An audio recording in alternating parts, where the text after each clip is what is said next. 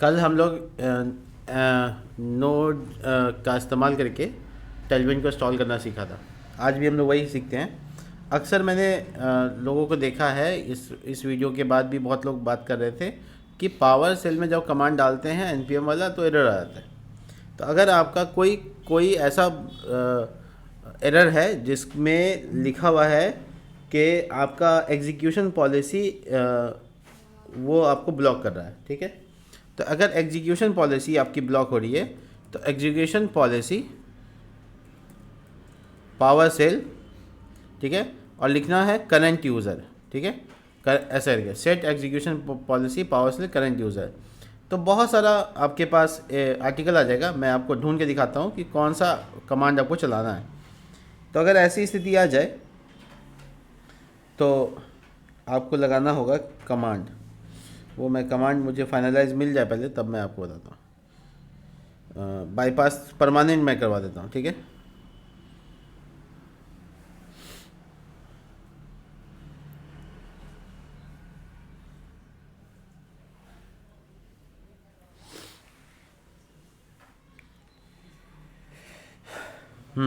देखो, तो आपको करना ये है कि आपको लिखना होगा set execution policy dash execution policy restricted dash scope, और इसके बगल में यहाँ पर आपको लिखना है करंट यूज़र।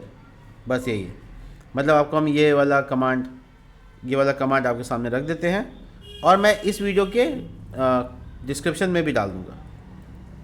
देखिए, ये कमांड आपको फॉलो कर लेना है अगर आपको एग्जीक्यूशन पॉलिसी से रिलेटेड कोई एरर आता है तो।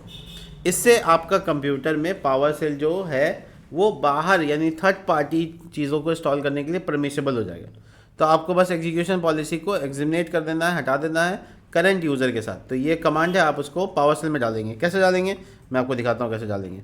आपको अपने सर्च पे जाना है, पावर सेल सर्च करना है, ठीक है। जब पावर सेल मिल जाएगा तो इसको ऐसे क्लिक करके खोलने देना है, राइट क्लिक करना है और ओपन एज एडमिनिस्ट्रेटर पे क्लिक करना है।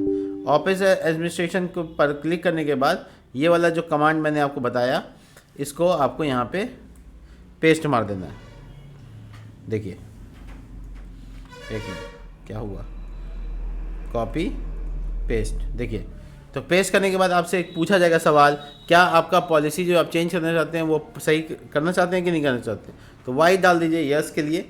बस ऐसा कीजिएगा और आपका एग्जीक्यूशन पॉलिसी चेंज हो जाएगा। इसके बाद आपको पावर सेल में तब तक जब तक आप इस करंट यूज़र में हैं तब तक आपको नहीं आएगा एरर, तो आप आराम से बच जाइएगा। तो आप देख लीजिए इसको कैसे एग्जीक्यूट करना है और काम हो जाएगा आपका, ठीक है। और अगर आपको कभी इस तरह का एरर आता है तो आप दूसरे का भी सॉल्व कर सकते हैं। चलिए अब आपको हम दिखाते हैं कि टेलविन इंस्टॉल कैसे करना है। जैसे कि मैंने आपको बताया कि आपके कंप्यूटर में नोड पैकेज होना चाहिए, एनपीएम होना चाहिए और नोड होना चाहिए। तो इसको चेक कर लेना है कि नोड है या नहीं है। तो इसके लिए आपको अपना टर्मिनल खोल लीजिए, वहाँ उसका वर्जन चेक कर लीजिए। अगर वर्जन चेक कर लेते हैं तो कंफर्म हो जाता है कि हाँ आपका नोड है। देखो, डैश डैश वर्जन, अगर आपका नोड है तो दैट्स मीन कि आपका एनपीएम वर्क करेगा। 99% तो ये रहता है कि हाँ कर लेगा। अगर 1-8% कोई करप्शन की वजह से हो सकता है कि ना करे, तो आपको एनपीएम का भी वर्जन चेक कर लेना चाहिए ऐसे करके। तो मेरा दोनों अवेलेबल है, कोई इशू नहीं है। अगर आपका कोई केस होता है ऐसा तो आप कमेंट कर देना, ठीक है। अगर आप यहाँ पे कंप्लीट करने के बाद क्या करेंगे, जो भी प्रोजेक्ट फोल्डर आपको बनाना है, सपोज दैट आप कोई प्रोजेक्ट स्टार्ट करना चाहते हैं, सपोज दैट कि कॉमेस्ट्रो प्रोजेक्ट, या आज हम सीखने वाले हैं क्या है, आज हम सीखने वाले हैं टेक्स्ट से रिलेटेड। तो नाम रखते हैं टेक्स्ट फॉर्मेटिंग। तो टेक्स्ट फॉर्मेटिंग से रिलेटेड, और इसमें हम लोग इसको वीएस कोड में ओपन कर लेते हैं। तो ये देखो कोड में ओपन हो गया। अब ये जो कोड में ओपन हुआ है तो इसको हम लोग कंट्रोल एक्सक्लेमेशन मार्क से टर्मिनल ओपन कर सकते हैं। अब इंस्टॉलेशन का प्रोसेस शुरू करते हैं। क्या लिखना है, npm install -d, ठीक है। npm का मतलब हो गया नोड पैकेज मैनेजर, इंस्टॉल मतलब इंस्टॉल करना है, -d का मतलब हमको डेवलपमेंट मोड में इसको डिपेंडेंसी को डालना है। तो -d, d कैपिटल। इसके बाद लिखना है टेलविन CSS, उसके बाद लिखना है पोस्ट CSS, उसके ऑटो प्रीफिक्सर, और उसके बाद वीटा। ठीक है, तो ये आपको 4 पैकेज एक साथ इंस्टॉल करने हैं। देख लीजिए, जैसे कमांड डाला गया डाल दीजिएगा। अब देखिए यहाँ पे हमको आ गया करंट यूज़र पॉलिसी का एरर, यानी मैंने जो अभी वहाँ पे चेंज किया था ना आपके सामने एग्जीक्यूशन पॉलिसी, तो स्क्रिप्ट इज़ रनिंग और ये पता नहीं क्या क्या आ गया अनऑथराइज। ठीक है, तो कमांड हो गया शायद गलत, कोई बात नहीं है। अब हम इसमें क्या करेंगे, देखो कोई भी ऐसी स्थिति आए तो आपको यहाँ से कॉपी करना है, एरर को कॉपी करके पेस्ट कर देना है। या तो गूगल पे कर लीजिए या तो चैट जीपीटी पे कर लीजिए, तो आपको ये अच्छे से बता देगा कि एग्जैक्टली करना क्या है। देखो, तो आपको कह रहा है गेट एग्जीक्यूट से करंट एक्सेस कर सकते हैं। अगर आपको बाईपास करना है कोई चीज़ तो बाईपास कर सकते हैं। करंट यूज़र वाला चाहिए हमको, ठीक है, तो मैंने इसको चैट में बता दिया कि करंट यूज़र वाला एग्जीक्यूशन बताऊँगा। तो ये देखो यहाँ पे हमको एक्सेस बता रहा है। ठीक है, इसके बाद हम जाएंगे यहाँ पावर सेल में, पावर सेल में गए और इसके बाद इसको एग्जीक्यूट करते हैं। अच्छा, ये ध्यान रखना हमको कि जो पावर सेल खुलेगा वो एडमिनिस्ट्रेशन में खुलना चाहिए, यानी ओपन एज एडमिनिस्ट्रेटर। ये यस किया मैंने और ये देखिए कोई दिक्कत नहीं। अब कमांड देखिए चल गया, देखा आपने। तो ये बेसिकली वहाँ कमांड डाला है, यहाँ पे चलना शुरू। अब ये वाला जो कमांड, ये जो एरर है ये डिजिटली साइन का एरर है, ये अलग एरर होता है। npm इज़ नॉट रिकॉग्नाइज वाला एरर अलग होता है, तो वो एरर अलग तरीके से सॉल्व होगा। तो खैर ये देखो मेरा पैकेज सब का सब इंस्टॉल हो गया। इसके बाद मुझे क्या चीज़ चाहिए, तो npx tailwind css init init। एक बार और ट्राई करते हैं, npx post css init। तो ऐसा कुछ है क्या, नहीं, तो चलो ठीक है।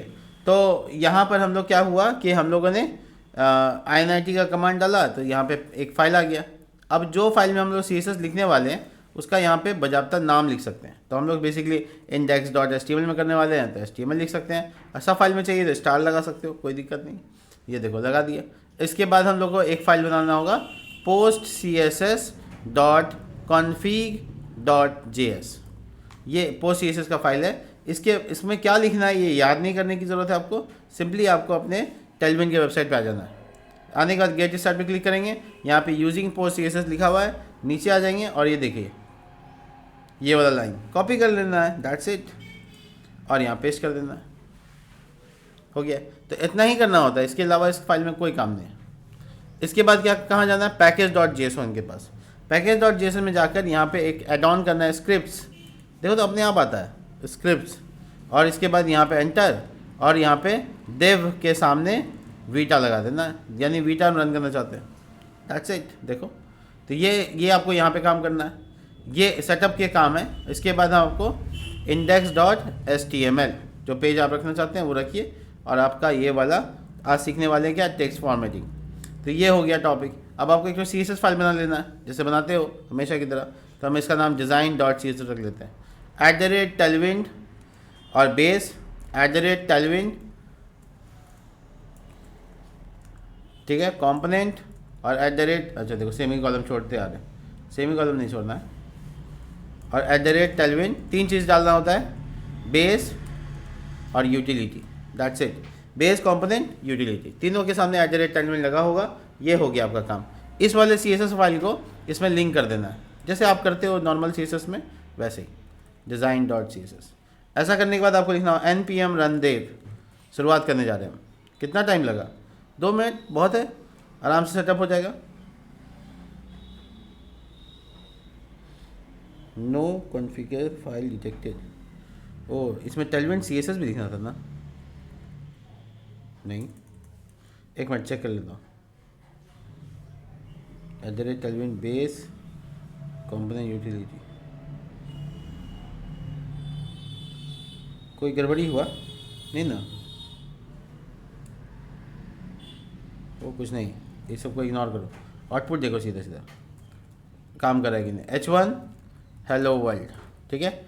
और हम हेलो वर्ल्ड को चेक करने के लिए क्या करेंगे, इसको लाल कर देते हैं, टेक्स्ट डैश रेड डैश, अगर लाल लाल नज़र आए तो समझो कि काम हो गया। अब हम क्या करेंगे, इस वाले फाइल को थोड़ा छोटा कर लेते हैं और इसको आधा कर लेते हैं। तो स्क्रीन में एक साइड में ये दिखेगा दूसरे साइड में हम अपना आउटपुट दिखा देंगे। तो ऐसे करके खींचा, एक कोने तक लेके जाएंगे, देखो इस कोने तक लेके जाएंगे, ये आधा हो जाएगा अपने आप। और इसके सेकंड पार्ट में क्या रखना है वो आप डिसाइड कर लो। तो सेकंड पार्ट में क्रोम डाल देते हैं और इसको खींच के इस कोने में ले जाते हैं, देखो आधा आधा हो गया। अभी बीच वाला लाइन से खींच के इसको छोटा बड़ा कर सकते हो, तो जितना बड़ा जितना छोटा, तो अपने ज़रूरत के अनुसार, ठीक है। ये वाला एरिया का कोई काम नहीं है तो हम यहाँ पे क्लिक करके इसे छुपा सकते हैं, आपका कोडिंग यहाँ पे चलता रहेगा। इसमें एक आईपी एड्रेस नीचे मिलता है, देखो इस आईपी एड्रेस को फॉलो कर लेना है, यानी ओपन कर लेना, देखिए रेड कलर का आउटपुट आ गया। तो ये हुआ पूरा टोटल कॉन्फ़िगरेशन। आपको लग रहा हो हैक्टिक, लेकिन धीरे धीरे करते करते आपको इसकी आदत हो जाएगी और हैक्टिक खत्म हो जाएगा। अभी शुरू में लगता है, सबको लगता है ना, लगता है ना, हाँ सबको लगता है। तो बेसिकली यहाँ पर हम लोग सारा मैकेनिज्म पे काम कर सकते हैं। अब ये है कि क्या क्या सीखना है हम लोगों को। चलिए पहले सीखते हैं हम सबसे पहले टेलविंड। टेलविंड CSS का पहला topic, font family. Font family कैसे लगाते हैं फॉन्ट फैमिली? तो फॉन्ट फैमिली वही वाला जो हम लोग CSS में सीखे हैं, उसको यहाँ कैसे लगाते हैं। तो हम लोग यहाँ पे आपको हम दिखाते हैं हिंट। अच्छा, अगर आपको ये लाल रंग का डब्बा नज़र नहीं आ रहा ना, तो इसके लिए एक छोटा सा एक्सटेंशन होता है। यहाँ पे एक्सटेंशन में जाइएगा और यहाँ पे सर्च कीजिएगा टेलविंड, ऐसे सर्च कीजिएगा ना, तो आपको एक टेलविंड CSS टेलविंड लैब की तरफ से मिलेगा। आपको ये इंस्टॉल कर लीजिएगा। ये आपको क्या करता है, हिंट देता है नीचे में कि आपको कौन सा कोड लिखना है नहीं लिखना है, वो सारा कोड का हिंट आएगा। जैसे मैंने यहाँ पे भी देखो फॉन्ट डैश सेस, तो इसका मतलब हमको हेल्प मिल रहा है, तो हम जल्दी काम कर सकते हैं। तो ये हो गया फॉन्ट डैश सेस। तो हमें ना आपको दिखाने वाले थे क्या, हाँ यहाँ पे। तो फॉन्ट फैमिली में जो वैल्यूज़ होते हैं, जो क्लासेस होते हैं, तो उसके जो क्लासेस होते हैं वो एक नंबर पे आ गए, ABCD में लिख देते हैं एक नंबर क्या, फॉन्ट डैश सेस। इसका मतलब क्या हुआ, फॉन्ट फैमिली जो CSS में लिखते हैं, फॉन्ट फैमिली सैंस सेरिफ,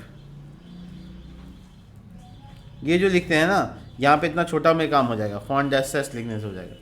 इसी तरीके से फॉन्ट डैश सेरिफ, इसी तरीके से फॉन्ट डैश मोनोस, देखो यहाँ पे सब है, फॉन्ट डैश देखो मोनो, ठीक है। तो मोनो आप आराम से लगा सकते हो, नोट कर लेना है इसको कि आपका, या स्क्रीनशॉट ले लो अगर आप वीडियो देख रहे हो तो।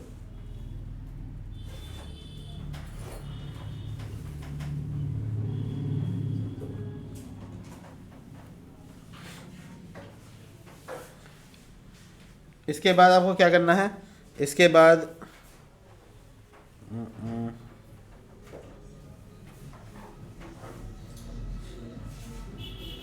ठीक है। तो ये तीन मेन इंपॉर्टेंट है, मोनोस्केप के लिए मोनो, सेरिफ के लिए सेरिफ और सैंस सेरिफ के लिए सैंस सेरिफ। मैं आपको तीनों ही यहाँ पे दिखा रहा हूँ, आउटपुट देख लीजिए। जब लिखना होगा तो आप ये वीडियो से भी लिख लीजिएगा, ठीक है, क्योंकि ये वीडियो लंबा हो जाएगा अगर मैं इसको लेके चलूँगा तो। देखो फॉन्ट डैश सेस, तो आपको ये सेस मिल रहा है। अब इसका कंट्रोल D बनाते हैं हम, ठीक है। सेरिफ, ये देखिए नीचे वाला सेरिफ, ठीक है। तो मैं एक सेरिफ, देखो सेरिफ आ गया, और मोनो, मोनो, ठीक है। तो तीनों के लिखने का अंदाज़ क्या हो गया, अलग अलग हो गया। अगर मैं तीनों का लिखने का तरीका दिखाऊं तो आपको देखिए, इसमें आपको ये कॉर्नर नज़र नहीं आ रहा है, सेरिफ जिसको कहते हैं, ये इसमें देखो सेरिफ है, और इसमें क्या है, मोनोस्केप, टाइपिंग की जैसा दिख रहा है। तो ये तीनों का तीनों लेआउटिंग अलग अलग है। यहाँ पे जो हम लिस्ट आउट किए यही तीनों हैं। अब आते हैं नंबर 2 पे, फॉन्ट डैश वेट। वेट के लिए क्या करते हैं हम लोग, फॉन्ट डैश लाइट होता है, लाइटर होता है, लाइटर, लाइट, बोल्डर, बोल्ड होता है, ब्लैक होता है सबसे ज़्यादा, सेमी बोल्ड होता है, ठीक है, सेमी बोल्ड भी होता है। इस तरीके से काफ़ी क्लासेस अवेलेबल हैं। और मीडियम होता है, यानी आप बेसिकली लाइटर को समझ सकते हो। फॉन्ट डैश लाइटर और लाइट अलग अलग है। देखो 100, 200, 300 से लेकर 900 तक जो हम लोग CSS में पढ़े हैं वही। तो एग्जैक्टली है ना, हम लोग यहाँ पे सेमी बोल्ड वगैरह सब लगा सकते हैं। एक मिनट, तो जब हम लोग इसका फॉन्ट को बड़ा या छोटा करना चाहेंगे तो इस तरह से क्लास लगाएंगे।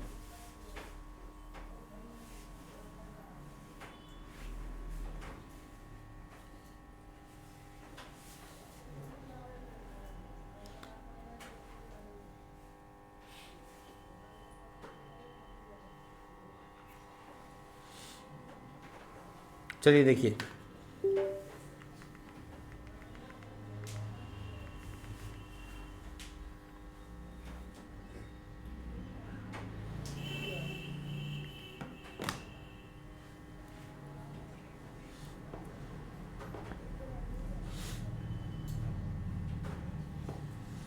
अब देखो यहाँ पे अगर हम लिखा font dash lighter, extra light से शुरू होता है, एक्स्ट्रा लाइट, देखो पूरा पतला हो गया। अगर मैंने इसको लिखा फॉन्ट डैश लाइट, तो वो थोड़ा सा से बेहतर होगा। अब मैं लाइट की जगह लाइटर भी यूज़ कर सकता हूँ, मैं बोल्ड भी यूज़ कर सकता हूँ, देखो बोल्ड हो गया, बोल्ड हो गया। और सेमी बोल्ड भी यूज़ कर सकते हैं, एक्स्ट्रा बोल्ड भी यूज़ कर सकते हैं, देखो। और सबसे ज़्यादा मोटा करना है तो उसके लिए फॉन्ट डैश ब्लैक अवेलेबल है, फॉन्ट डैश ब्लैक सबसे हाईएस्ट, ठीक है। अब ये मोनोस्केप में हाईएस्ट है इसलिए ऐसा लग रहा है, मैं अगर शरीफ के साथ मैच करा दूँ तो समझ में आएगा कि इससे मोटा ही है, ठीक है। तो बेसिकली हमारे पास फॉन्ट वेट को चेंज करने का क्लास अवेलेबल है, फॉन्ट डैश लगाकर हम कर सकते हैं। ये हो गया फॉन्ट वेट। अब आगे बढ़ते हैं, तीसरे नंबर पे आते हैं, टेक्स्ट अलाइन। टेक्स्ट अलाइन, अब इसमें क्या क्या अवेलेबल है, टेक्स्ट डैश सेंटर लगाएं तो सेंटर होगा, लेफ्ट लगाएं तो लेफ्ट हो जाएगा, राइट लगाएं तो राइट हो जाएगा, और जस्टिफाई लगाएंगे तो जस्टिफाई। So easy. तो ये तीसरा कंटेंट देख लीजिए आप। अगर मुझे बीच में लाना है, किसी को टेक्स्ट डैश सेंटर लिख दिया, देखो बीच में आ गया। राइट साइड में भेजना है तो टेक्स्ट डैश राइट लिख दिया, और लेफ्ट तो बाय डिफॉल्ट होता है, लिखने की क्या ज़रूरत है, ठीक है। तो इसका मतलब है कि हम लोग टेक्स्ट डैश लगा के अलाइनमेंट को चेंज कर सकते हैं। चलिए इसके बाद आगे देखते हैं क्या हो सकता है। तो देखिए इसके बाद है ना, लिखा है यहाँ पे टेक्स्ट डेकोरेशन। टेक्स्ट डेकोरेशन, अब देखिए डेकोरेशन में बड़ा मज़ेदार है, ओवरलाइन, अंडरलाइन, लाइन थ्रो, ये बोल्ड इससे थोड़ी हो मतलब। अब देखो ऊपर में लाइन चाहिए कि नीचे लाइन चाहिए, वो सीधा लिखो ओवरलाइन, देखो ओवरलाइन लिखा, ऊपर में लाइन आ गया। नीचे लाइन चाहिए तो सिर्फ अंडरलाइन लिखो, कुछ आगे पीछे लगाने की जरूरत नहीं है। अब बीच में लाइन चाहिए तो लाइन थ्रो, बस हो गया। टेक्स्ट डेकोरेशन में ये लिखते हैं, टेक्स्ट डेकोरेशन ओवरफ्लो अंडरलाइन, और उसका नहीं चाहिए तो नन, तो उसके लिए तो तुमको कुछ लगाने नहीं है, बाय डिफॉल्ट नन है। 5, ठीक है। अब टेक्स्ट ट्रांसफॉर्म, टेक्स्ट ट्रांसफॉर्म में क्या होता है, अपर केस, आप सीधा लिखो upper case, lower case, capitalize, बस हो गया। कैपिटल में चाहिए तो कैपिटल में कैपिटलाइज, कैपिटल में चाहिए तो अपर केस, ये पहला कैपिटल चाहिए तो कैपिटलाइज, पूरा स्मॉल चाहिए तो लोअर केस, आप इसमें डाल दीजिए, हो गया, इजी है। अब देखिए पूरा कैपिटल कर रहे हैं, अपर केस, देखिए कैपिटल हो गया। स्मॉल में सब चाहिए पूरा तो लोअर केस, हालांकि वो पहले से स्मॉल में, और अगर पहला अक्षर कैपिटल चाहिए तो कैपिटलाइज, देखिए WRH दोनों कैपिटल हो गया। तो ये तीनों। छठा नंबर, इसी तरीके से हम आपको सब बताते जाएंगे, आप इसको ध्यान में रखते जाइएगा, जब लिखना देखिएगा तो समझ में आ जाएगा। अब सुनिए, text font dash size, font का साइज़ कितना कैसे डाल सकते हैं। तो देखो फॉन्ट साइज डालने के लिए यहाँ पे लिखना होता है text dash XS extra small, SM small, MD medium, LG large, XL extra large, 2XL, ठीक है, 3XL, 4XL, 5XL, 6XL, ऐसे करके बढ़ सकते हैं। और आपको पिक्सल वैल्यू भी बता देंगे हम आपको, ठीक है। बट अभी यहाँ पे फिलहाल ये 9XL तक जा सकते हैं, ठीक है, लास्ट से लास्ट। कितना एक्सेल तक, 9XL तक। अब आपका मन कर जाए कि हमको अपना पिक्सल वैल्यू डालना है, जो हमेशा CS में डालते हैं, तो उसके लिए अवेलेबल होगा टेक्स्ट डैश और बड़ी ब्रैकेट डालिए, और कितना पिक्सल चाहिए वो बड़ी ब्रैकेट में लिखिए। इसको क्या बोलते हैं, आर्बिट्री वैल्यू, सीधा CSS कर दिया। जो बूस्ट ऐप में नहीं कर सकते वो टेलीविजन में हो सकता है। देखिए अब यहाँ पे हम लोग साइज़ बढ़ा के दिखाते हैं, टेक्स्ट डैश एक्सेस, कितना बढ़ा, ये जूम किया हुआ है, ठीक है, ध्यान रखना। एक्चुअल साइज़ ये है, हालत ख़राब हो गया, देखो कहाँ गया, एक्सेस एक्स्ट्रा स्मॉल। अब यहाँ एक्सेस की जगह SM लिखेंगे, थोड़ा सा बड़ा हो जाएगा, और SM के बाद MD लिखेंगे, थोड़ा सा और बड़ा हो जाएगा, और उसके बाद LG लिखेंगे तो और बड़ा, एक्सेल लिखेंगे तो और बड़ा, 2 एक्सेल लिखेंगे तो और बड़ा, 5 एक्सेल लिखेंगे तो और बड़ा, नहीं 5 एक्सेल लिखना पूरा। देखो कहाँ तक जा सकते हैं, 9 एक्सेल तक। अब मुझे मन कर गया 100 पिक्सल, तो सीधा बड़ी ब्रैकेट में 100 पिक्सल बड़ा कर लो। तो छोटा से लेके बड़ा तक में तुम वैल्यू को पूरा चेंज कर सकते हो। 7वां नंबर फॉन्ट, हाँ ठीक है। तो ये हो गया यहाँ पे फॉन्ट से रिलेटेड अलग अलग धारणाएं। चलो इसके लाइन वाइन को समझ लेते हैं थोड़ा सा। अगर हमको फॉन्ट कलर चेंज करना है तो जिसको बोलते हैं टेक्स्ट कलर, तो टेक्स्ट कलर चेंज करने के लिए लिखना होगा टेक्स्ट डैश, यहाँ पे कलर का नाम और उसके बाद 50, 100 से लेकर 900 तक उसका ओपेसिटी।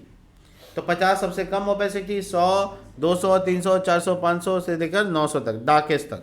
तो कलर का नाम जो है, कलर कितने सारे होते हैं, तो यहाँ पे हम एक लिस्ट लिखा देते हैं कलर्स। एक ही बार बताएंगे क्योंकि पूरे टेलविन में ये कलर्स आते हैं। तो सारे कलर के नाम एक बार लिस्ट कर लो, काम आ जाएगी। तो सबसे पहले कलर का नाम देख लो। देखो जिसमें ऑपेसिटी नहीं होता वो ब्लैक एंड वाइट होता है। तो या तो ब्लैक, अच्छा ये यहीं मेंशन कर देते हैं हम इस जगह पे, बी नंबर पे, टेक्स्ट डैश वाइट या ब्लैक। इसमें ऑपेसिटी नहीं डालना होता, 50, 100 नहीं, सीधा टेक्स्ट वाइट है कि ब्लैक है। और एक है ट्रांसपेरेंट, यानी पीछे वाले के अकॉर्डिंग रखना, ट्रांसपेरेंट कर सकते हैं, ठीक है।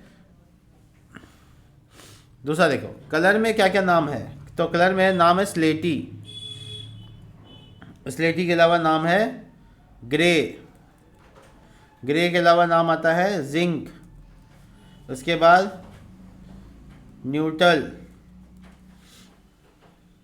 इसी तरीके से नाम है स्टोन, रेड और ऑरेंज, उसके बाद एम्बर, उसके बाद येलो, येलो के बाद लेमी। सबके नाम बता देते हैं हम, ठीक है। ये सब नाम आप लिख सकते हो। ग्रीन, एमरेल्ड, टिल, मैं नीचे लिख देता हूँ, ठीक है, जगह काफ़ी लंबा है। तो सियान, स्काई, ब्लू, स्काई अलग ब्लू अलग, इंडिगो,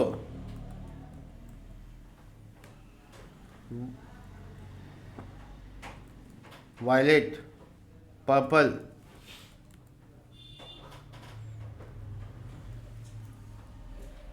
फुशिया,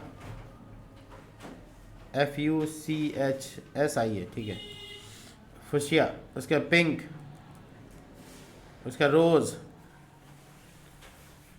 चलिए इतना, तो इतने सारे कलर का वेरिएशन है। इसके अलावा भी अगर कोई कलर का मन कर जाए तुम्हारा तो तुम सिंपल ये करोगे। देखो तो वो कलर का कोड पता होना चाहिए, टेक्स्ट डैश बड़ी ब्रैकेट कलर का कोड हो गया। यानी जो कोड पता है उसका कोड बड़ी ब्रैकेट में डाल देना है। बड़ी ब्रैकेट में हमेशा CSS का वैल्यू डाला जा सकता है, आर्बिट्री वैल्यू, तो वो डाल सकते हैं। देखो कितना सारा कलर का नाम है, बहुत लंबा चौड़ा वेरिएंट है। ये है टेक्स्ट कलर को चेंज करने का तरीका, टेक्स्ट कलर जो हम आपको बताएं। अब कई बार ऐसा होता है कि जो अंडरलाइन आ रहा है, तुम लोग देखो इसका आउटपुट, ये जो ऊपर में ओवरलाइन आ रहा है या अंडरलाइन आ रहा है, उसका कलर चेंज करना चाहते हो। टेक्स्ट का कलर के अकॉर्डिंग है, रेड अभी है, हमको उसका कलर चेंज करना है, स्पेसिफिक डेकोरेशन का कलर चेंज करना है। तो क्या करेंगे, देखो हम आपको करके दिखाते हैं। देखिए डेकोरेशन डैश ब्लू डैश 600, देखो क्या हुआ, सिर्फ ऊपर का अंडरलाइन का कलर चेंज हुआ, टेक्स्ट का कलर नहीं चेंज हुआ। तो यहाँ पे हम इसका लिस्ट बता देते हैं। 8वां नंबर, टेक्स्ट डेकोरेशन कलर। क्या करना होगा इसके लिए, A नंबर, कुछ नहीं करना है, आपको लिखना है डेकोरेशन। और वो जो ऊपर कलर सबका नाम बताएं वो कलर का नाम यहाँ पे आ जाएगा, और यहाँ पे डैश ओपेसिटी आ जाएगा। अब ओपेसिटी जब बताए तो उसका मतलब क्या हुआ, 0 से लेकर 50, 100 से लेकर 900 तक का बात, वो सेम। अब आते हैं इसका मोटापा बढ़ाना है, यानी कि वो जो पतला है वो तो मोटा करना है। तो क्या कर सकते हैं, तो उसको बोलते हैं 9 number point, text decoration with, चौड़ाई बढ़ाना है। तो इसमें लिखेंगे डेकोरेशन डैश 4, इसका मतलब हुआ मोटा चाहिए हमको। देखो लिखा है डेकोरेशन डैश 4। अब 4 के अलावा कौन कौन वैल्यू होता है सुनो, 0 होता है, हम यहाँ लिख देते हैं 0 चाहिए, 2 चाहिए, 4 चाहिए, 8 चाहिए, ये पैटर्न है। इसके अलावा कोई भी एक्स्ट्रा चाहिए तो ऐसे लिखो डेकोरेशन डैश बड़ी ब्रैकेट 60 पिक्सल का चाहिए, जितना पिक्सल चाहिए परसेंटेज चाहिए लगा दो, क्या दिक्कत। अब देखो यहाँ पे क्या होता है, 4 लिखा तो इसका जो विथ है 4 हो गया, और 8 लिखा तो देखो ये मोटा हो गया। तुमको नहीं दिख रहा है, इसको अंडरलाइन कर देते तो समझ में आएगा। और अब ओवरलाइन है इसलिए ऐसा लग रहा है, अंडरलाइन। अब देखो इसका, अब इसका मोटापा बढ़ाना है तो तुम यहाँ पे सिंपल देखो पतला कर रहे हो, पतला हो गया, और देखो मोटा कर रहे हो, मोटा हो गया। तो अब इसके साथ अगर तुमने ऐसा लिखा, ठीक है, तो पूरा आर्बिट्री वैल्यू जो चाहो लिख दो 40 पिक्सल, ठीक है। अब आगे बढ़ते हैं और इसके जो बीच का दूरी है वो देखते हैं। जैसे ये टेक्स्ट है और ये जो पैराग्राफ है, अच्छा ये थोड़ा 40 पिक्सल थोड़ा ऑड लग रहा है ना, 8 सही था, ठीक है। अब टेक्स्ट के और टेक्स्ट डेकोरेशन के बीच में गैप नहीं है क्या? नहीं है, तो उसके गैप को कम या ज़्यादा करने को बोलते हैं ऑफसेट। अब इसको कैसे डिनोट करेंगे वो देखो, 10वां नंबर आज के लिए लास्ट है ये, text decoration, text decoration offset.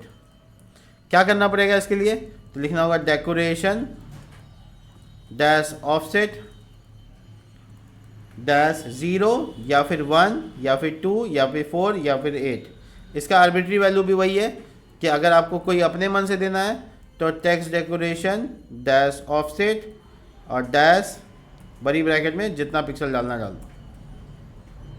ध्यान दो इधर। अब इससे क्या होगा, यहाँ पर इस जगह पर हम लिखेंगे डेकोरेशन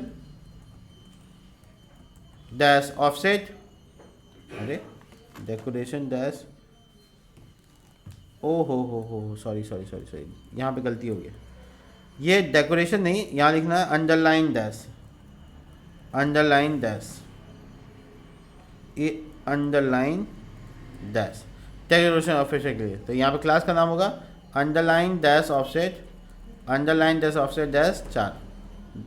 तुम लोग को 4 से समझ में आया? 8 दिखा क्या? अच्छा चलो, नहीं दे रहा है तो ये देखो 50 पिक्सल। अब समझ में आया? तो तुम उसके बीच का दूरी बढ़ा या घटा सकते हो। ये 10 हम आपको CSS टेलविन के बताएं, और 10 को प्रैक्टिस करके देख लीजिएगा, और जब प्रैक्टिस हो जाएगा जो उसका आउटपुट आएगा या उसका कोड पैटर्न हमको सेंड कर दीजिएगा। कमेंट में अगर कोई एरर आता है तो वीडियो कमेंट में बता दीजिएगा। मिलते हैं नेक्स्ट वीडियो में, तब तक के लिए बाय।